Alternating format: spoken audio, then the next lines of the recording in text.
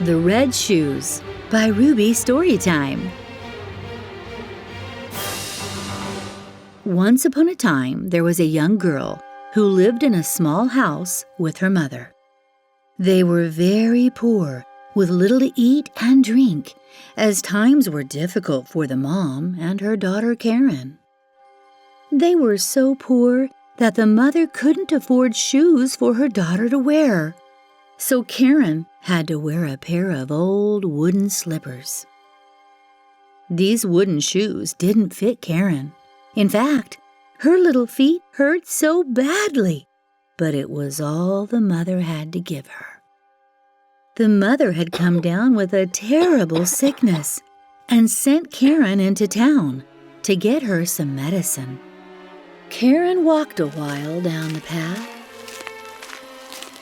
and to her surprise, right in the middle of the path were some bright red shoes. She quickly put them on and continued down the path to find some medicine for her mother. By the time the little girl arrived home, her mother had sadly passed away, and poor Karen only had those red fabric shoes to wear along with her simple dress to the funeral. At the cemetery, an old lady stood by and called out, "Young girl, I will adopt you, and I'll take care of you. Come now, my child." And little Karen thought to herself, "I believe these red shoes have brought me luck. This lady is here to save and care for me. Thank you, red shoes. You are my lucky shoes." Suddenly, the old lady noticed her red shoes. "Take those shoes off. We will replace them with traditional black shoes. You must be dignified and classy. Wearing red shoes won't be allowed here. You must learn to read and write and act like a lady." The old lady tossed the red shoes out, and off they went. One day, the old lady and Karen were walking down the path and stopped off at the roadside fruit stand. There were all kinds of delicious fruits: bananas, oranges, grapes, and the most beautiful bright red apples. This reminded young Karen of those bright red shoes she so desperately wanted. She believed the red shoes would bring her good fortune and luck. Time went on, and the little old lady was getting even older, and her eyesight was becoming weak. "Karen, it's time we go to church to have you baptized. Now, for this special occasion, we will go get you the finest white dress and a new pair of black shiny shoes." Now remember, the old lady couldn't see hardly at all, so when the two were shopping, she couldn't tell what the color of the dress was or what the color of the shoes were. "This dress is crisp white, madam. It will be perfect for my church baptism. Oh, and the shoes. They are black, shiny shoes. Elegant and classic, just like you wish me to be."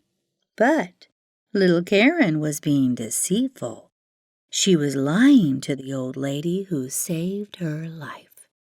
They went to the church, and the old lady sat in the pew, believing little Karen was up in front looking presentable in the house of God, getting ready to be baptized.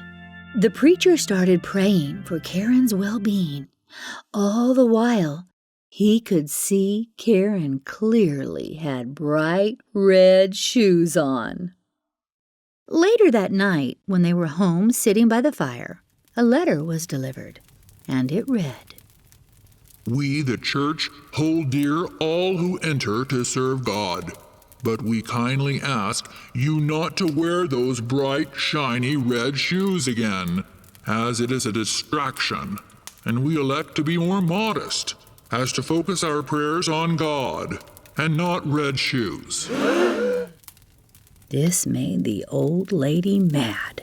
She confronted Karen. "Why did you disobey me?" I told you to wear your black shoes to church. You mustn't do this again. Show some respect for me and the church. The next Sunday, young Karen was in her room dressing for church, and she looked and looked again at the black shoes and the red shoes. Which shoes would she select? Would she obey the old lady's rule? I think not. Karen proudly put on those red shoes. She shrugged and lifted her nose up in arrogance, and off they went to church. You know, my eyesight is very weak, Karen. I assume you have your black shoes on, asked the old lady. Yes, ma'am, I do. I wish you could see them. They are classy black, just like you asked. Something strange happened as they were at the doors of the church. A soldier was there with a long beard, and in his beard there were what looked like red stripes. And he said to Karen, You seem to not listen or obey. Your lies continue. So, let your red shoes dance until you can no longer dance. Then, perhaps you will be ready to serve someone other than yourself. And with that, Karen danced and danced and danced like a ballerina. She twirled into the church and twirled all throughout church. After church was over, she twirled all the way outside and down the pathway.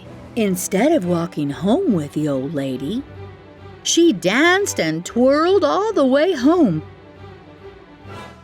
Young Karen was exhausted.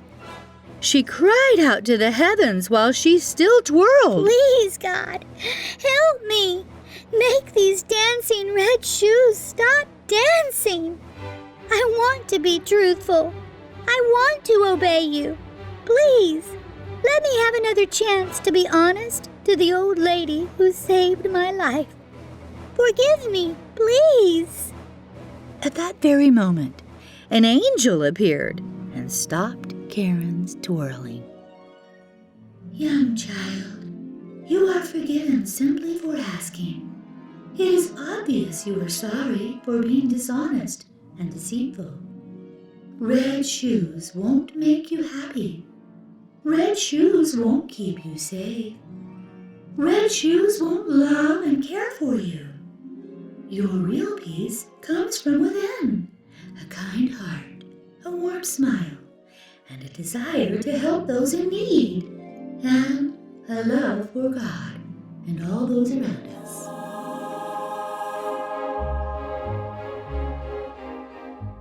And with that, from that moment on, young Karen never wore those red shoes again. She lived out the rest of her life taking care of sick people in the hospital.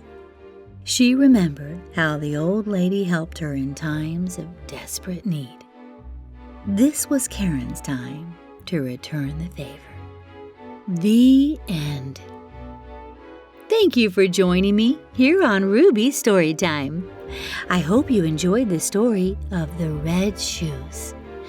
Until next time, bye for now.